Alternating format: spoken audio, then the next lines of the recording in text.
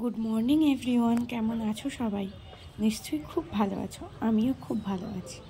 এই গাছগুলো আমি শীতে বসিয়েছিলাম, তো এখনও এর বীজ সংগ্রহ করা শুরু করিনি।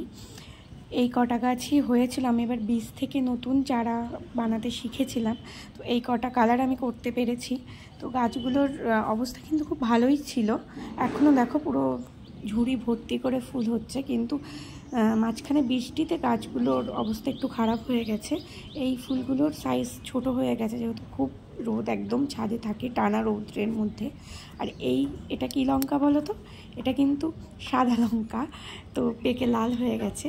আর গাঁদা গাছগুলোর অবস্থা বেহাল। আর এই ডালিয়াগুলো আমি কিনে এনেছিলাম, কিন্তু ডালিয়া গাছে একটাও ফুল ফোটেনি। গত বছর কিনে এনেছিলাম, সেই গাছগুলোতেও একটাও ফুল ফোটেনি। চন্দ্রমল্লিকা প্রচুর ফুল দিয়েছে, এখনও এগুলো শেষের পথে। দেখেছো লঙ্কাগুলো সব পেকে লাল হয়ে গেছে।